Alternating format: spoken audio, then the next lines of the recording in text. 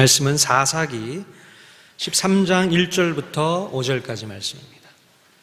사사기 13장 1절부터 5절까지 말씀.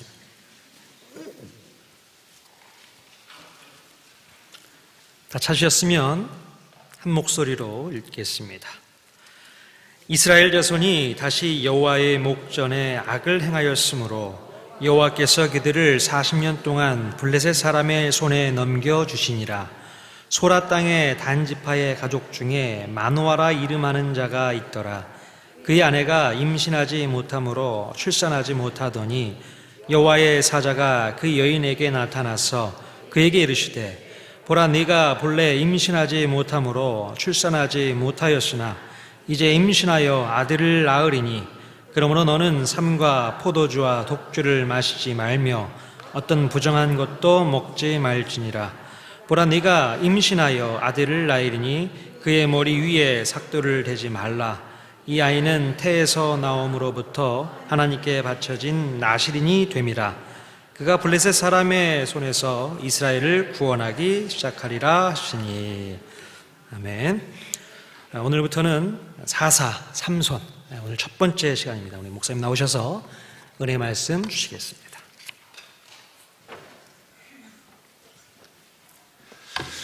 네, 오늘 예배 오신 여러분들에게 주님의 말씀과 은혜가 충만하시기를 바랍니다.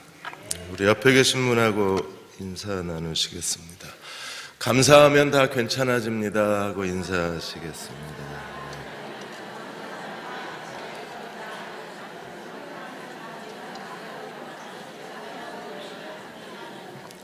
오늘 사사 삼손 오늘 13장 말씀을 같이 나누겠습니다. 경기도 남양주시의 그 바늘학대 어린이집 사건에 대한 보도를 여러분이 들으셨을 겁니다. 그래서 거기 선생님이 아이들 손에 그 바늘로 찔러서 아이들을 학대한 사건이 이게 더 커졌어요. 그 바늘 학대 피해를 입은 그 어머니에게 오히려 사람들이 비난의 말을 쏟아붓기를 시작을 했습니다. 원비를 안 내려고, 그 유치원 원비가 한 100만 원 밀렸는데 그 원비를 내지 않으려고 자작극을 벌였다는 소문과 악소문이 나서 이 어머니가 억울함을 호소하는 긴 글을 써야 했었습니다. 이 억측과 소문 때문에 이 어머니는 또 한 번 큰 상처를 받은 거예요. 세상에 어떤 어머니가 돈 100만 원 아끼려고 자기가 자기 두 딸 손에 바늘로 찔러서 자작극을 벌일 부모가 세상에 어디 있느냐. 어떻게 이런 소문을 낼 수가 있고 이런 식으로 모함할 수 있는가에 대해서 어머니가 너무나 분노하고 계신 거예요. 사회가 점점 악해져 갑니다. 사람들이 기본적 인간성을 잃어버린 것처럼 느껴지고 있습니다. 왜 이렇게 점점 악해져 갈까요? 한국 사회만 그런 게 아니라 이스라엘이 계속 사사기 사이클이 도는 데에도 그들은 점점 더 악해져 가요. 그래서 오늘 13장 1절에 이스라엘 자손이 다시 여호와의 목전에 악을 행했습니다. 이 악은 당연히 우상 숭배로부터 시작해서 하나님을 버리고 하나님을 떠난 시대가 된 거예요. 다시 여호와를 떠났습니다. 그래서 하나님이 어떻게 하셨나요? 자기 백성을 징계하실 수밖에 없습니다.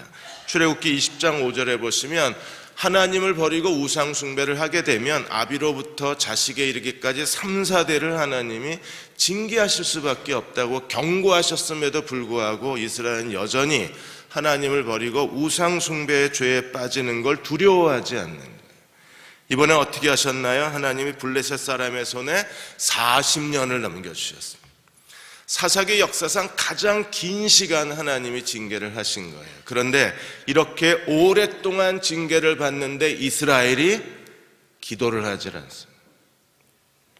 다른 시대에는요, 8년 동안 징계를 받으면 부르짖기 시작했습니다. 18해 동안의 징계를 받으면 부르짖었어요.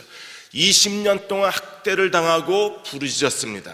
7년 만에 그들은 무릎을 꿇었어요. 그런데 지금은 무릎을 꿇지 않습니다. 이스라엘이 기도하지 않으면 하나님은 사사를 보내실 수가 없는 거예요. 반드시 중요한 사사기 패턴이 무엇입니까? 이스라엘이 기도해야 하나님이 구원자를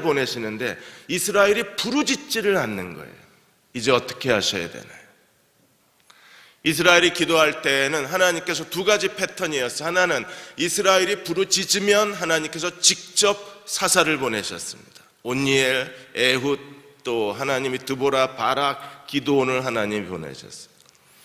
이스라엘이 부르짖을 때 기드온의 금 에봇 이후에는 하나님께서 사람들에 의해서 스카웃된 입다를 세우셔서 이스라엘의 구원자가 되게 하셨어요. 이제 기도가 멈췄습니다. 하나님은 더 이상 구원자를 보내실 수 없습니다.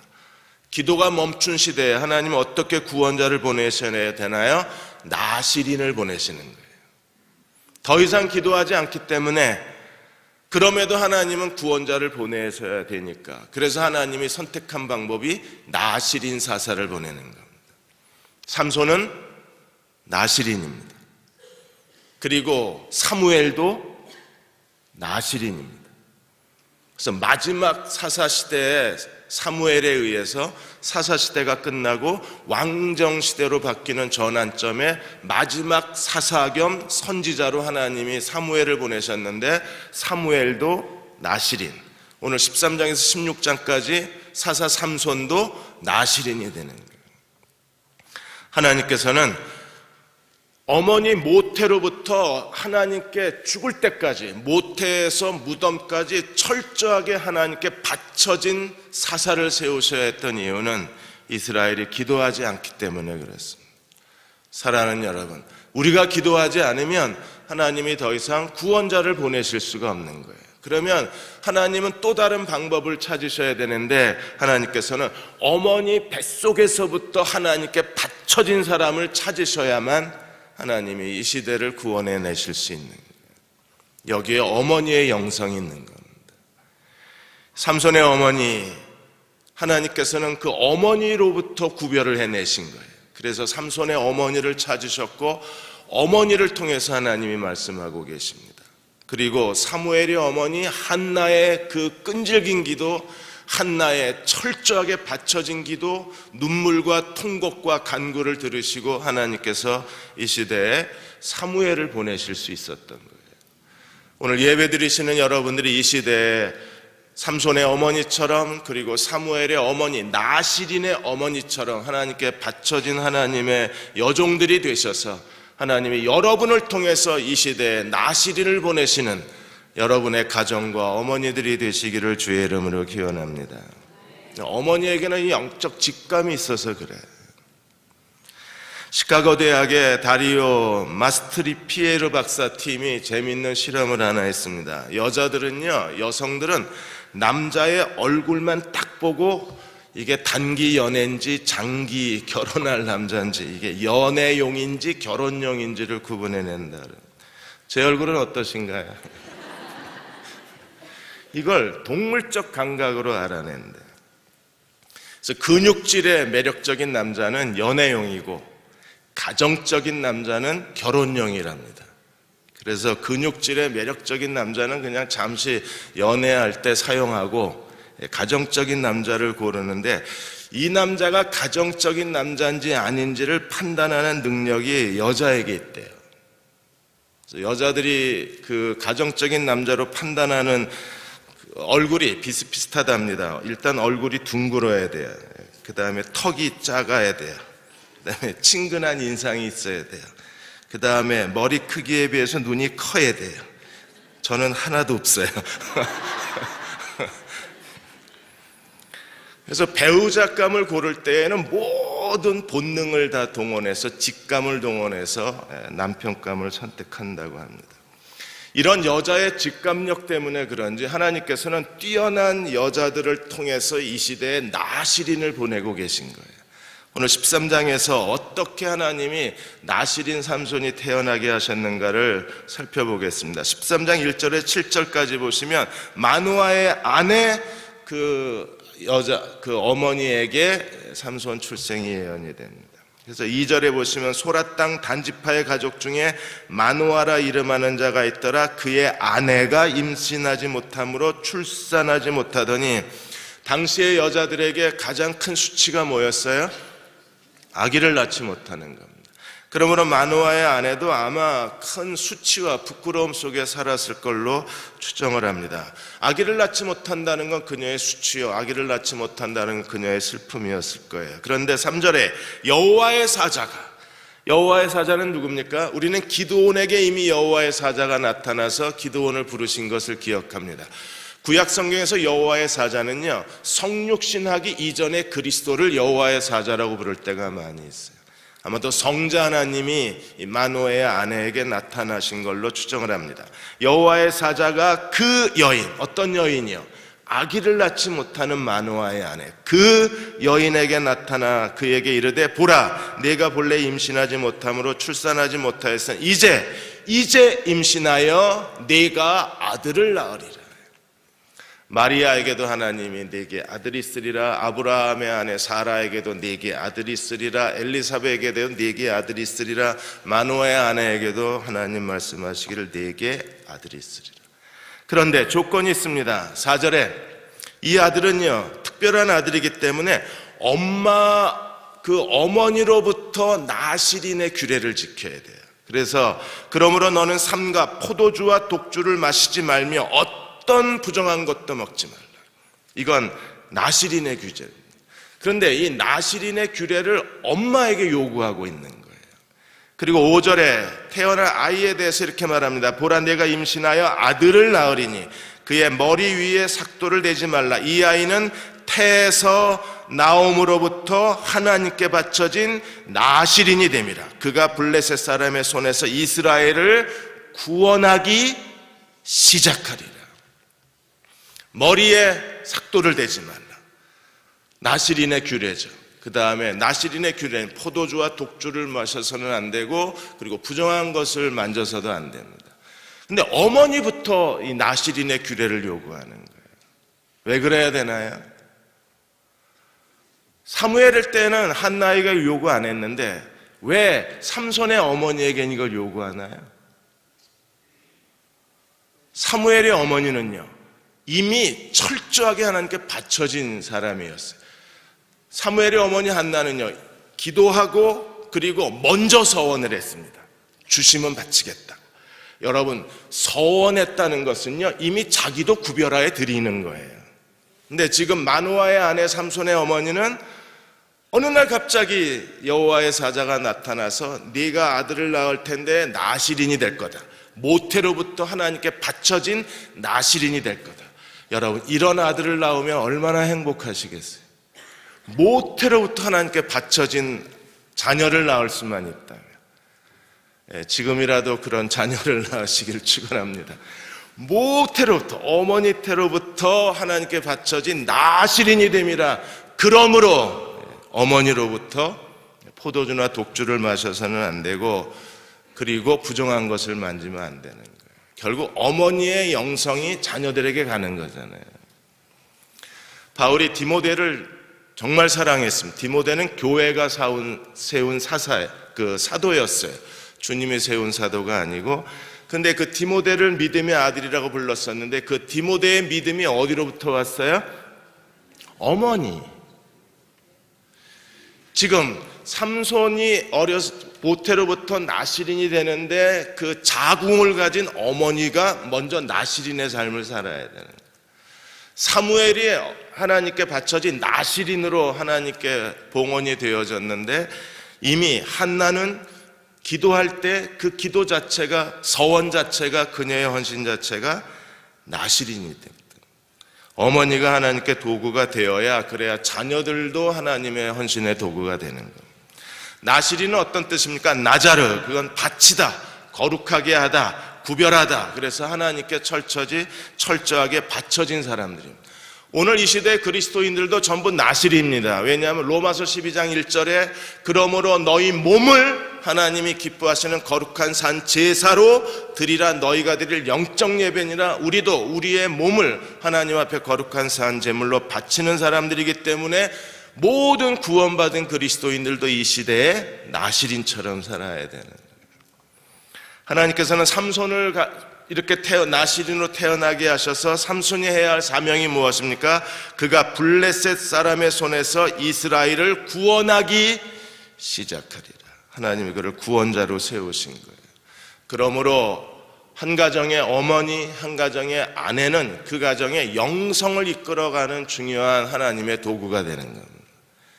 이번에 크림빵 뺑소니 사건 용의자가 자수한 그 배후에도 누가 있었어요? 끈질긴 아내의 설득이 있었습니다. 아내는 이미 자기 남편이 그 뺑소니 범인이라는 걸 알고 계속 아내가 자수하라고 요구를 한 거예요. 그러다가 안 되니까 이 아내가 경찰서에 전화를 걸었습니다. 내 남편이 용의자인 것 같은데 도저히 내 말을 안 듣는다. 경찰이 와서 남편을 설득했으면 좋겠다. 그래서 경찰이 그 집에 도착했을 때 남편은 이미 도망간 뒤였었어요. 아내가 포기하지 않고 그 남편을 끝까지 추적해서 만나가지고 다시 남편을 설득을 했습니다. 그래서 남편이 자기 발로 경찰서 후문을 통해서 자수하게 만든 건 아내였었어요. 그 사람이 자수했다 그러니까 피해자 아버지가 나타나서 뭐라 그랬습니까? 잘했다, 잘 선택했다. 우리 가족이 당신이 잡히지 말고 자수하길 기도했었다. 당신이 자수했다는 말을 듣고 온 가족이 박수를 쳤다. 그래서 20여일간의 이 크림빵 뺑소니 사건의 드라마가 이 아내의 헌신적인 설득과 그리고 피해자 아버지의 용서로 아름다운 막을 내리게 되었다고 말하고 있습니다. 한 가정에서 어머니와 아내 한 가정의 그 영성의 중심에서 여자가 있는 거예요. 얼마나 여자가 중요한가를 이제 보십시오. 8절에서 14절까지 보시면 남편이 이 얘기를 들었습니다. 6절 7절에 보시면 6절에 아내가 가서 뭐라고 그래요? 하나님의 사람이 내게 오셨는데 그냥 선지자인 줄 알았는데 여자가 직감적으로 이상한 거예요. 선지자인데 뭐 같다 그랬어요? 그의 모습이 하나님 사자의 용모를 닮았다 그랬어요. 그러니까 여자는 이미 직감적으로 이 사람이 그냥 사람이 아니라 하나님이심을 느낀 거예요. 대단한 직감 아닙니까? 이게 연애용인지 결혼용인지를 이미 파악하고 있는 거예요. 선지자 같은데 하나님 같은 거예요. 그래서 그의 모습이 하나님 사자의 용모 같아서 심히 두려움으로 아무것도 묻지를 못했다. 그리고 7절에 뭐라 그랬어요? 그가 여호와의 사자가 전한 메시지를 남편한테 전합니다. 내가 임신하여 아들을 낳으리니 이제 포도주와 독주를 마시지 말며 어떤 부정한 것도 먹지 말라. 이 아이는 태에서부터 그의 죽는 날까지 하나님께 바쳐진 나시린이 됨이라 하더이다. 그러자 8절에 마누아가 남편이 아내의 이 말을 듣고 마누아가 어떻게 했어요? 여호와께 기도하여 이르되 주여 구하옵나니 주께서 보내셨던 하나님의 사람을 우리에게 다시 오게 하사 우리가 그 낳은 아이를 어떻게 행할지를 우리에게 가르치게 하소서. 그럼 이 마누아의 기도는 모든 부모의 기도여야 하고 우리의 기도여야 돼요. 우리는 자녀를 키울 때마다 어떤 결정을 해야 되고 이 태권도 학원을 보내야 될지 말아야 될지, 이게 아이들 이 웅변 학원을 보내야 될지 말아야 될지 남편하고 의논하되 반드시 기도하고 의논하세요. 우리가 이 아이를 어떻게 키워야 할지 알게 하옵소서. 기도한 다음에 의논하고 결정하세요. 하나님 뭐라 하시나 한번 봅시다. 마누아가 하나님 앞에 기도했습니다. 우리가 이 아이를 어떻게 행할지를 우리에게 가르쳐 주옵소서. 그래서 하나님이 어떻게 하셨어요? 9절에 마누아의 목소리를 들으셨습니다. 그래서 여호와의 사자가 다시 나타났는데 번거롭게 다시 와달라고 요청을 한 거예요. 근데 하나님이 그 마누아의 기도를 들으시고 다시 오신 거예요 지금. 그런데 누구에게 오셨어요? 다시 여자에게. 하나님은 본능적으로 남자를 싫어하시는 거예요. 아니 지금 누가 기도했어요? 마누아가. 근데 누구에게 가셨어요? 여자에게. 왜요? 남자가 준비가 안 된 거예요. 여러분 사사기에서 발견되는 그 하나님이 사사기의 키워드가 뭐냐면 당시에 사람들이 왕이 없으므로 사람들이 자기 소견이 옳은 대로 행했다 이렇게 돼 있어요. 왕이 없으므로 자기 소견이 옳은 대로 행했다. 그런데 히브리어 원문에 뭐라고 되어 있습니까? 왕이 없으므로 남자들이 자기 소견이 옳은 대로 행했다. 그래서 사사기 후반부는요, 이 삼손 시대로부터 후반부에는 남자들이 정말 자기 멋대로 행하는 장면들이, 이게 삼손 이후에 단지파의 미가의 이야기로부터 시작해서 레위지파의 첩 얘기로부터 시작해서 사사기 후반부는 남자들이 자기 멋대로 행하는 일들이 나와요. 그게 사사기의 특징이기 때문에 하나님이 마노아가 기도했는데도 나타나기는 아내에게 나타나신 거예요. 내가 남편이었으면 정말 기분 나빴을 것 같아요. 아니, 내가 기도했는데 왜 아내에게 왜 나타나세요? 하나님께서는 아내와 더불어 말씀하기를 원하셨고 아내가 준비된 자였다고 저희가 추정을 하는 겁니다. 오늘 예배 드리시는 여러분도 준비된 아내, 준비된 어머니가 되시기를 주의 이름으로 기원합니다. 그만큼 영적으로 하나님 앞에 준비되고 영적으로 하나님께 바쳐진 사람이어야만, 그래야 하나님이 나타나서 얘기하시는 거잖아요. 마노아가 기도했는데 다시 나타나기는 그 아내에게 나타나서 10절에 보시면 여인이 급히 달려가서 남편에게 알리어 이르되 보소서 전일에 내게 오셨던 그 사람이 내게 다시 왔다. 여전히 부부는 여호와의 사자를 뭘로 알고 있는 거예요? 선지자로 알고 있는 거예요. 여자의 뇌하고 남자의 뇌가 다르답니다. 여자들은요 몇십 년 전의 일을 생생하게 기억을 하는 거예요. 남자들은 이미 다 잊어버렸는데 그때 뭐 데이트할 때 한 얘기도 다 기억을 하고 어디 가서 뭘 먹었는지 메뉴를 기억하고 심지어 그 음식 배달해준 서빙해준 남자 종업원까지 다 기억을 해요. 왜 그러냐 하면 브리젠더 박사가 여자의 뇌하고 남자의 뇌가 달라서 그렇다는데, 여자의 뇌는 정서를 관장하는 영역이 고속도로래요. 남자는 정서를 관장하는 이 정서 영역이 시골길이래요. 삐뚤삐뚤한 데다가 돌투성이래요. 그러니까 남자들은 기억을 못하게 되는 거예요. 그리고 기억을 주관하는 게 그 뇌의 편도인데, 이 뇌의 편도가 이 기억을 꼬리표를 달아서 오래 저장할 건지 아니면 잊어버릴 건지를 결정하는 게 뇌의 편도가 하는 일인데, 여자들은요 아주 사소한 것까지 꼬리표를 다 달아서 일일이 데이터로 1790 몇 년도 것부터 차례차례 다 기억을 해놓는데요. 그러니까 여자를 못 당하는 겁니다. 남자들은 그냥 시골길이니까 기억이 나면 나고 안 나면 안 나고. 더군다나 여자들의 편도의 뛰어난 능력이 뭐냐면 거울 신경이 풍부해서요 타인의 감정을 마치 거울을 보듯이 다 읽어낸다는 거예요.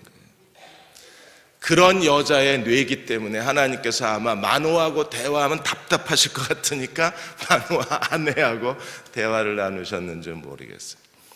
이 시대에 그런 여자들이 많아야 돼요. 마노아와 아내 같은 여자들이.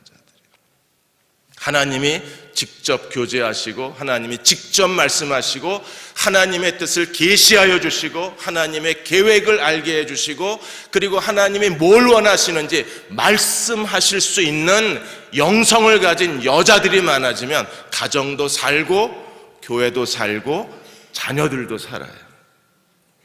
여러분들이 기도하셔야 돼요. 마노아의 아내와 같은 영성을 우리에게 달라고 기도하셔야 돼요. 하나님이 기도한 마노아를 제외하고 아내에게 간 게 이게 얼마나 충격적입니까? 남자들은 정말 깨어 근신하여 금식하고 정신 차려야 돼. 이게 아내에게로 가버린 거예요. 그래도 마노아는 꿋꿋하게 하나님께 물어요. 12절에 보시면 마노아가 이르되 당신이 말씀대로 되기를 원하나이다. 이 아이를 어떻게 기르며 우리가 그에게 어떻게 행하리이까? 13절 여호와의 사자가 마노아에게 이르되 내가 네 아내에게 말한 대로만 해라. 뭔가 더 추가적인 정보를 얻을 줄 알았어요. 뭔가 더 구체적인 걸 난 아버지니까 아버지에게 말해줄 줄 알았습니다. 뭔가 더 확실한 것을 나는 남자니까 얘기해 줄 줄 알았습니다. 근데 하나님 뭐라고 그러셨습니까? 아내에게 들어. 그리고 14절에 보시면 다들 안 놀라시네요. 저는 이게 읽을 때마다 섬찟한데 14절에 여인에게 말한 걸 다 삼가서 포도나무의 소산을 먹지 말며 포도주와 독주를 마시지 말기 어떤 부정한 것도 먹지 말고 내가 그에게 그가 누구예요? 내 아내에게 명령한 건 다 지켜라. 뭐 더 있어요? 아무것도 없어요. 아침 9시 뉴스가 저녁 9시 뉴스와 내용이 똑같은 것처럼 여호와의 사자가 다시 오셨으면 이왕 다시 오신 김에 그때도 남자가 기도했는데 남편이 기도했는데 이왕 오셨으면 뭔가 조금 더 덧붙이는 게 있어야 남자 체면이 살 텐데 아내에게 들어 이게 전부예요. 마누아가 얼마나 실망을 했겠어요. 우리가 하나님 앞에서 여기서 이제 우리의 고민이 시작이 되는 겁니다. 마누아가 정말 잘못한 건가?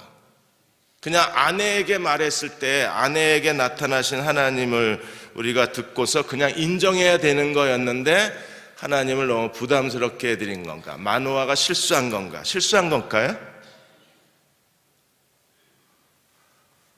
여자들은 실수했다 그러고 남자들은 아니라 그러고 표정들이 실수한 건가요? 고민이 안 되십니까? 이런 장면이 되면 야, 이게 실수한 건가? 왜 똑같은 얘기잖아요. 그러면 차라리 마누아가 자기 아내에게 나타난 하나님이심을 믿고 하나님 여호와의 사자가 전해준 메시지를 그냥 믿었으면 다시 오시라고 할 필요가 없었던 거잖아요. 왜? 다시 오셨는데도 여전히 똑같은 메시지니까. 그럼 다시 오라고 한 게 잘못이었나요? 그렇게 생각하진 않습니다. 왜냐하면 마누아가 다시 오시라고 요청한 것 때문에 어떤 일이 벌어졌어요? 여호와의 사자가 승천하는 장면을 목격하게 되는, 그래서 기드온이 그 하나님의 제물을 연락하셨던 것처럼 기드온의 부르신 장면이 마누아에게 그대로 다시 재현이 되는 하나님의 은혜를 체험하게 돼요. 마누아가 왜 두 번째 다시 여호와의 사자를 요청했는지 우리는 여러 가지로 추측해 볼 수 있어요. 그 추측이 아마 맞을 겁니다. 그럼에도 그의 행동을 실수라고 얘기를 해도 그 실수는 오히려 마누아에게 더 놀라운 영적 체험을 갖게 해준 거예요. 왜냐하면 여호와의 사자가 제물과 함께 승천하는 장면을 목격할 수 있었기 때문입니다. 오늘 우리도 마누아처럼 하나님 앞에 계속 기도해야 합니다. 우리가 이 아이를 어떻게 키워야 하겠습니까? 기도하는 믿음의 부모가 돼야 돼요. 그냥 옆집에서 키우는 것처럼, 이 시대가 자녀를 키우는 것처럼, 다른 사람들이 아이를 키우는 것처럼 그리스도인들이 똑같이 키울 수는 없는 거예요. 하나님께서 내 아이에게 어떤 계획을 갖고 계신지, 어떤 목표를 갖고 계신지, 내 아이를 통하여 하나님이 하시고자 하시는 일은 무엇인지를 우리가 하나님께로부터 듣고, 그리고 하나님의 지시를 받아서 하나님의 방법대로, 하나님이 원하시는 대로 키우는 부모가 되어야 합니다. 그래야 하나님께서 우리 가정을 통해서 하나님이 원하시는 지도자들을 이 시대에 그 가정을 통해서 하나님이 양육하시고 훈련하시고 세상에 내보내실 수 있는 거예요. 이번에 세계은행이 전 세계 58개의 나라를 대상으로 해서 수학과 과학 성적을 가지고 부모의 재력과 부모의 관심이 아이들 성적에 어떤 영향을 미치는가를 이번에 조사를 했습니다. 미국이나 영국 같은 나라에서는 부모가 돈이 많을수록 아이들의 성적이 올라갔어요. 그런데 한국이나 일본 같은 나라는 부모의 관심이 뜨거울수록 아이들 성적이 올라갔습니다. 부모의 진정한 관심이 무엇입니까? 우리가 정말 자녀들을 관심을 갖고 모든 관심을 다 자녀들에게 기울였다면 우리는 하나님 앞에 끊임없이 기도해야 돼요. 마누아처럼 내가 이 아이를 어떻게 키우리이까? 내가 이 아이를 위해서 무엇을 해야 하리이까? 물론 그 아내가 들은 메시지처럼 마누아는 똑같은 메시지를 들어야 됐지만, 그러나 아내로부터 듣는 거하고 내가 여호와의 사자로부터 듣는 거하고는 다른 거잖아요. 아내는 아내가 들은 거고 나는 내가 들은 거야. 똑같은 내용이라고 할지라도 거기서 부모가, 아버지, 어머니가, 우리가 서로가, 가족이 서로가 서로에 대한 영적 책임을 다한다면 하나님께서 그 가정에서 태어난 아이를 그 가정에서부터 하나님께 바쳐진 아이로 키워내실 수만 있다면 하나님은 그를 통해서 이 땅에서 하나님의 영광을 드러내지 않으시겠습니까? 자, 세 번째로 15절에서 23절까지 보시면 이제 여호와의 사자를 자기를 드러내고 이제 승천하게 됩니다. 그래서 16절에 보시면 마노아가 여호와의 사자에게 뭐라고 얘기해요? 내가 당신에게 음식을 대접하겠다 그러니까 16절에 여호와의 사자가 마노아에게 이르되 네가 비록 나를 머물게 하나 내가 네 음식을 먹지 아니하리라. 번제를 준비하려거든 마땅히 누구에게 드릴? 여호와께 드릴지라. 마노아가 왜 음식을 대접하겠다 그랬습니까? 이는 그가 여호와의 사자인 줄 마노아가 알지 못합니다. 아내는요 어렴풋이 여호와의 형상을 가졌다 그랬어요. 어렴풋이 아내는 직감적으로 알았는데 마노아는 대화를 실컷 나누고도 그가 누군지를 모르는 거예요. 점심 드시고 가시죠? 이런 거예요. 그러자 여호와의 사자가 뭐라 그랬어요? 번제를 드리려면 하나님께 드려라. 그러면 알아차려야죠. 나는 짜장면 드실래요? 이랬는데 여호와의 사자는 번제는 하나님께 드리래요. 그러면 이분이 누구인가를 알아야 되잖아요. 마노아가 그래서 어떻게 합니까? 17절에 누군지 갈등이 일어난 것 같아요. 그래서 이제는 뭘 물어봐요? 마노아가 또 여호와의 사자에게 이르되 당신의 이름은 뭐니? 왜? 나중에 이 예언이 다 이루어졌을 때 우리가 당신의 이름을 존중히 여기 우리 가문에 당신의 이름을 남겨놓고 싶으니까 당신의 이름이 뭐냐고 물어봐요. 그래서 여호와의 사자가 18절에 그 이름을 뭐라고 그랬습니까? 기묘라. 지식 바깥에 계신 하나님, 인간의 상식 밖에 계신 하나님, 그러니까 인간의 기대 밖에서 역사하신 하나님. 우리는 삼손을 굉장히 부정한 사사로 생각합니다. 왜요? 이방 여자고 이방 여자를 좋아하고 기생의 집을 드나들고 그래서 사람들이요 삼손 그러면 눈살을 찌푸려요. 여러분 이제 이번 주 금요일부터 여러분들이 하나님이 삼손을 통해서 어떻게 역사하시는가를 보십시오. 인간의 상식 밖에서 하나님이 블레셋 손에서 이스라엘을 구원하시는 것을 삼손에게서 볼 수 있어요. 삼손은 부정한 사사 아닙니다. 이방 여자를 쫓아다니는 그런 여자를 좋아하는 플레이보이가 아니에요. 삼손은 하나님의 영에 사로잡혀서 어떻게 하든지 이스라엘을 블레셋 사람의 손에서 구원하고자 구원의 기회를 찾아낸 사람이지 그가 이렇게 불량하거나 플레이보이 기질이 많거나 그리고 인간의 정력대로 살았던 사사가 아닙니다. 근데 우리는 이 삼손을 그렇게 매도해버리는 거예요. 만일에 여러분들이 삼손이 플레이보이였으면 그리고 이방 여자의 꾀임에 빠져서 그렇게 비참하게 죽은 사람이었으면 히브리서 11장 믿음의 장에 삼손 이름은 빼야 돼요. 근데 거기 분명히 삼손을 믿음으로 산 사람의 사사들의 명단에 삼손이 있잖아요. 사람의 눈으로 봐서 그래요. 사람의 관점으로. 그런데 하나님은 어떤 분이십니까? 하나님은 기묘자세요. 인간의 상식 밖에서 역사하시고 인간의 상식 밖에서 일하시는 하나님이신 거예요. 내 이름은 기묘라. 내 이름은 원더풀이라. 이렇게 말씀하고 계세요. 그리고 마노아가 염소 새끼 하나를 소제물을 가져다가 바위에 여호와께 드리매 이제 하나님 앞에 제물을 드리자 어떻게 됐습니까? 20절에 보시면 불꽃이 제단으로부터 하늘로 올라가는 동시에 여호와의 사자가 제단 불꽃에 휩싸여서 승천하는 그 거룩하고 영광스러운 장면을 마노아가 목격하게 된 거예요. 기드온도 하나님께서 바위로부터 불이 올라와서 지팡이 끝에서 불이 나와서 바위에 있는 번제물을 다 태움으로 기드온도 그 제단의 이름을 여호와 샬롬이라고 그랬죠. 기드온에게 일어났던 장면들이 똑같이 지금 삼손과 마노아에게 일어나고 있는 거예요. 왜요? 기드온의 금 에봇 이후로 하나님의 통치가 망가졌기 때문에 하나님은 기드온으로부터 다시 시작하는지도 몰라요. 그래서 여호와의 사자가 찾아와서 기드온이 개인적으로 체험했던 장면이 마노아와 그리고 삼손의 가정에 그대로 재현이 되고 있어요. 그걸 보고 나서 21절에 마노아가 여호와의 사자가 마노아에게 다시 나타나지 않냐 승천해버리고 다시 나타날 줄 알았나 보죠. 완전히 승천해버리니까 그제서야 그가 여호와의 사자인 줄 알았다 그랬어요. 16절에서는요 알지 못했어요. 21절에서는 승천하는 모습을 보여야 비로소 여호와의 사자인 줄 알고 그가 하나님 앞에 엎드립니다. 그런데 아내에게 뭐라 그래요? 22절에 야, 이제 하나님 봤으면 우리는 죽었다는 겁니다. 그러자 아내가 뭐라 그래요? 23절에 그의 아내가 세 가지 이유를 들어서 우리는 죽지 않는다고 얘기를 합니다. 지혜롭고 현명한 아내입니다. 아직 결혼 안 한 우리 총각 여러분, 이런 아내를 얻으시기를 축원합니다.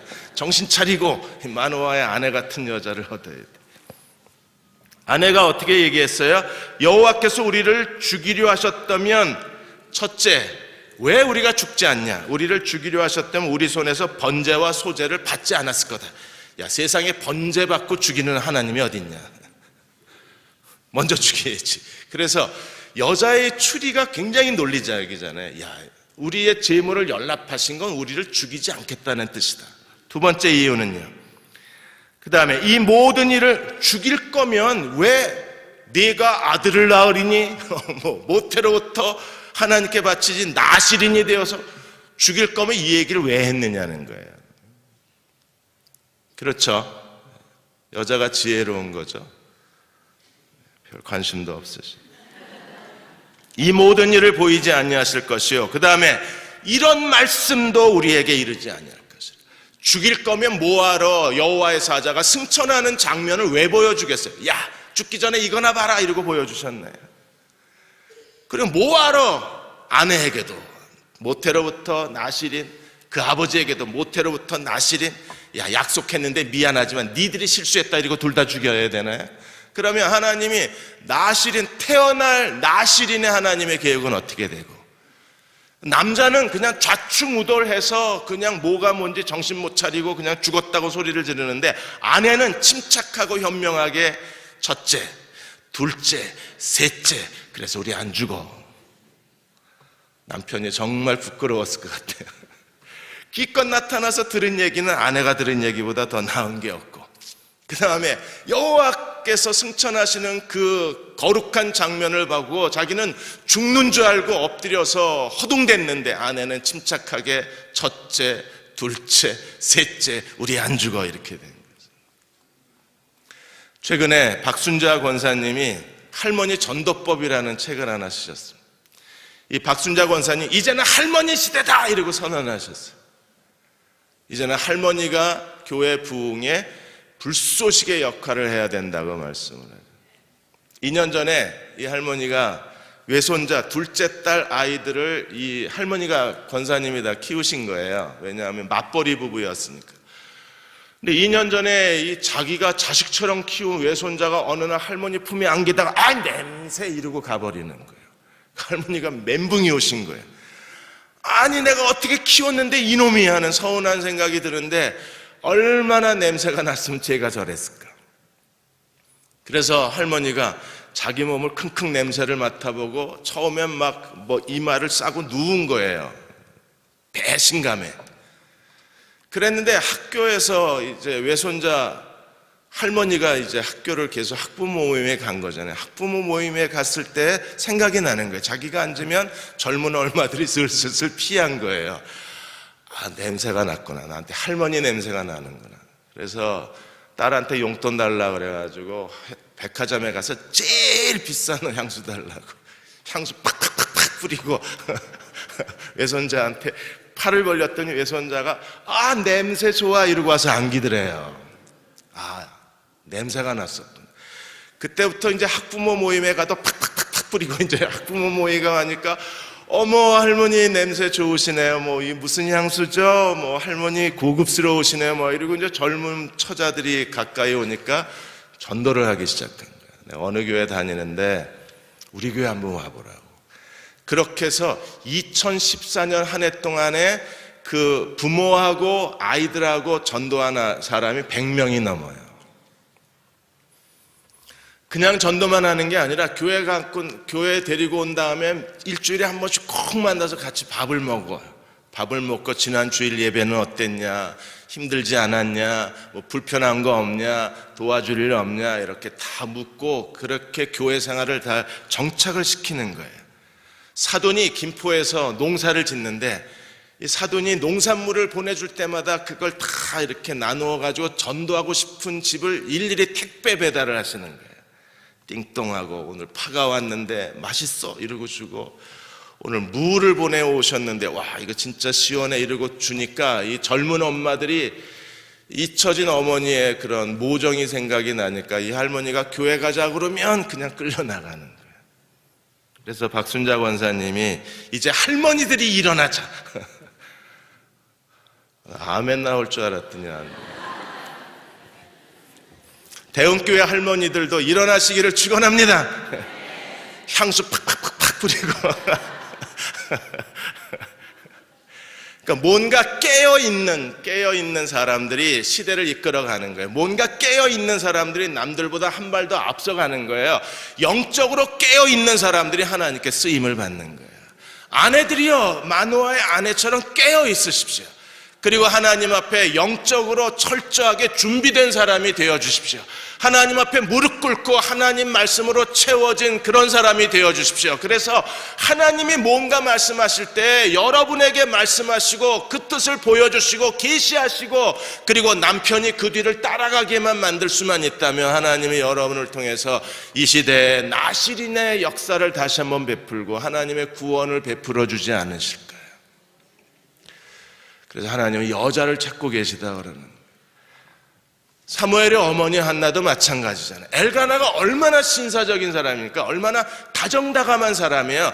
얼마나 하나님께 신실했어요. 매년 제물을 드리고 매년 절기를 지키는 일에 절대로 소홀함이 없는 사람이었어요. 그리고 아내들하고 자식들에게 다 제물을 나누어주고 정말 하나님께 충성된 사람이었습니다. 그런데 하나님께서 마지막 사사의 서원은 누가 했어요?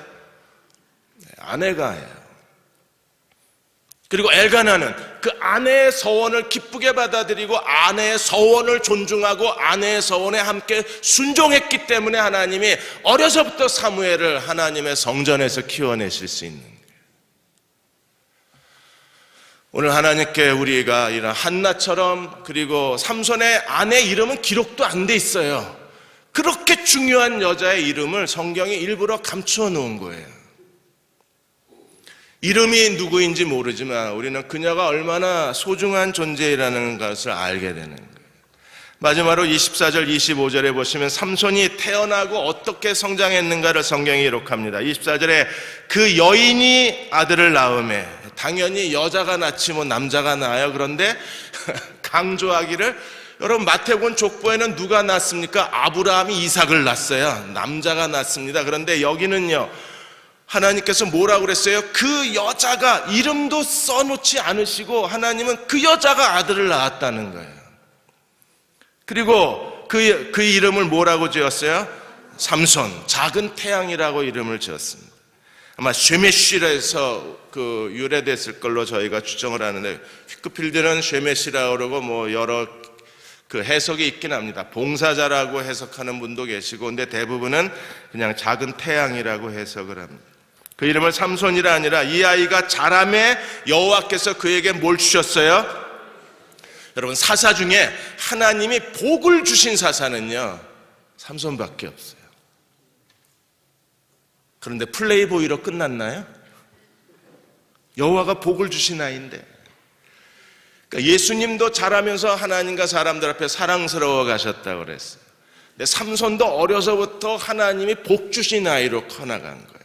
하나님이 여러분의 가정에서 자라는 모든 자녀들도 죽을 때까지 하나님이 복 주시는 자녀가 되시기를 축원합니다. 그리고 또 하나 중요한 게 있어요. 복을 주셨을 뿐 아니라 25절에 소라와 에스디올 사이의 마하네단에서 여호와의 영이 그를 움직이기 시작하였더라. 파암, 여호와의 영이 움직였다는 파암이라는 히브리어에 대한 강하게 몰아넣다, 회오리 바람으로 토네이도가 쌓아 올렸다. 그리고 하나님의 영이 강하게 그를 작동시키기를 시작한 거예요. 그야말로 배터리 다 떨어져서 디디디디 한 게 아니라 배터리가 차고 넘치는 거예요. 그냥 강하게 하나님 성령께서 삼손을 움직이기를 시작하시고, 그리고 그 삼손을 어디로 데려가셨어요? 이번 주 금요일 날 오시면 삼손이 딥나 여자를 좋아합니다. 성령의 강하게 사로잡혀서 이방 여자를 좋아했어요. 여기에 하나님의 기묘가 있는 거예요. 여러분, 하나님은 실수가 없는 분이시고, 하나님은 하나님의 영에 사로잡혀서 정상적인 방법이 아니에요. 왜 이렇게 하시지? 여러분, 왜 이렇게 하시지라고 묻지 마십시오. 왜? 하나님은 기묘세요. 인간의 상식과 판단 밖에서 역사하시는 하나님이십니다. 요단강에 요단 선지학교를 세웠을 때, 지난번에도 말씀드린 것처럼 요단 선지학교 세울 때 선지생도 하나가 남의 집 도끼를 빌려와가지고, 그 당시에 도끼는요, 남의 집에서 벤츠 500 시리즈 차 하나 빌린 거하고 똑같은 거예요. 그 철기 시대가 시작될 무렵이니까 그거 빌려와가지고 나무 찍다가 도끼가 물에 빠졌잖아요. 도끼가 물에 빠지면 어떻게 해야 합니까? 잠수부를 동원하든지 아니면 강한 자석을 빌려오든지. 그런데 하나님은요, 기묘이신 하나님이에요. 인간의 상식 밖에서 역사하신 하나님이십니다. 엘리사는 어떻게 했나요? 어디 빠졌느냐고 물어보고, 그 왜 물어봤는지 모르겠지만 여기쯤 빠졌다 그러니까 거기다 뭘 던졌어요? 나뭇가지. 여러분, 나뭇가지하고 쇠도끼하고 무슨 상관이 있습니까? 이건 물리적으로 전혀 작동이 안 되는 거예요. 아무 연관성이 없는 거예요. 그런데 나뭇가지를 던지자마자 어떤 일이 벌어졌습니까? 쇠도끼가 떠올랐어요. 이건 상식 밖에서 역사하시는 하나님이죠. 어린아이의 오병이어, 그게 이 많은 사람에게 무슨 도움이 되겠습니까? 라고 했는데 떼고 다시 생기고 떼고 다시. 어떻게 됐어요? 다 배불리 먹고 12강주리가 왜 정확하게 못하시고 다 배불리 먹고, 이게 상식적으로는 이해가 안 되죠. 왜? 하나님은 상식 밖에서 역사하시는 하나님이기 때문에. 상식 밖의 일들이 또 하나 있습니다. 키가 150cm밖에 안 되는 작은 소녀가 왼손가락 5개하고 오른쪽 팔꿈치를 가지고 피아노를 연주합니다. 최혜연 양입니다. 3살 때 아버지가, 부모님이 정육점을 했는데 이 아이가 놀다가 고기 써는 기계에 팔이 빨려 들어가서 오른팔이 절단이 된 거예요. 이 아이가 7살 될 때까지 엄마한테 가끔 물어봤대요. 엄마, 이 팔은 왜 안 나와? 자기 팔이 잘린 걸 모르고 이 팔은 왜 안 나와? 이렇게 질문을 했대요. 이모가 피아노 학원을 운영을 했는데 이 아이가 가장 하고 싶은 게 피아노 치는 거예요. 근데 오른손이 없잖아요. 그러다가 이 아이는 그 피아노를 그렇게 치고 싶어서 띵동 띵동 띵동 하고 친 거였어요. 그러다가 2011년도에 정은영 선생님이라는 사람을 만나요. 정은영 선생이 이 아이가 그 작은 피아노 곡을 연주하는 걸 보고서 이 아이를 보고 울컥합니다. 그리고 아이에게 다가가서 너 뭐 되고 싶냐 그랬더니 피아니스트가 되고 싶다 그러는데 오른쪽 팔목이 6번째 손가락밖에 안 되는 거잖아요. 선생님 가르쳐 주세요 그런데 자신이 없더랍니다. 그런데 거절을 할 수가 없어서, 그러면 너를 같이 한번 해보자 이렇게 해서 악보를 다 고친 거예요. 손가락 6개로 칠 수 있게. 그리고 이 아이하고 연습을 했는데 대전의 한 예고에서 연습을 했어요. 그 선생님이 대전 예고 선생님으로 오셔서, 그래서 하루에 3시간에서 6시간을 연습하고, 이 선생님이 서울 종합예술 기능학교인가 실용학교 거기에 교수로 가니까 얘도 지금 이번에 따라간 거예요. 그 아이가 연주할 때 모든 사람들이 큰 감동을 받는답니다. 왜냐하면 그 아이가 연주하는 것 자체가 기적이고, 그 아이가 연주하는 것 자체가 그게 사람들에게 너무나 큰 선물인 거예요. 하나님께서는요, 지금도 인간의 상식으로 이해할 수 없는 일들을 행하시는 분이십니다. 우리가 그 하나님 앞에 무릎을 꿇으면 하나님께서 삼손을 어떻게 움직여서 블레셋 손에서 이스라엘을 구원하시는지 이제 우리가 지켜볼 거예요. 하나님은 기적적으로 기회를 만드셔서 블레셋 사람을 치고 들어가서 이스라엘을 구원해 내실 그 상황을 만들어내세요. 그리고 그 뒤에 여호와의 영이 삼손을 사로잡아서 삼손을 밀고 가고 계셨어요. 여러분들도, 저와 여러분도 이 시대에서 하나님의 영이 휘감아서 하나님의 성령이 우리를 밀어내시고 하나님의 성령이 우리를 뒤에서 강하게 끌어당겨 주시고 하나님의 성령이 함께 걸어가시는 이 시대에 성령의 사람들이 되시기를 주의 이름으로 축원합니다. 제 아내에게 말씀하신 하나님, 오늘 저희에게도 말씀하여 주시고 마노아가 다시 나타나 주옵소서 요청했을 때 기꺼이 다시 오셔서 마노아를 만나 주신 하나님, 오늘 저희도 하나님 말씀을 읽을 때마다, 말씀을 묵상할 때마다, 설교를 들을 때, 성경 공부할 때마다 하나님 말씀을 통하여 내게 말씀하시는 하나님을 체험하게 하여 주옵소서.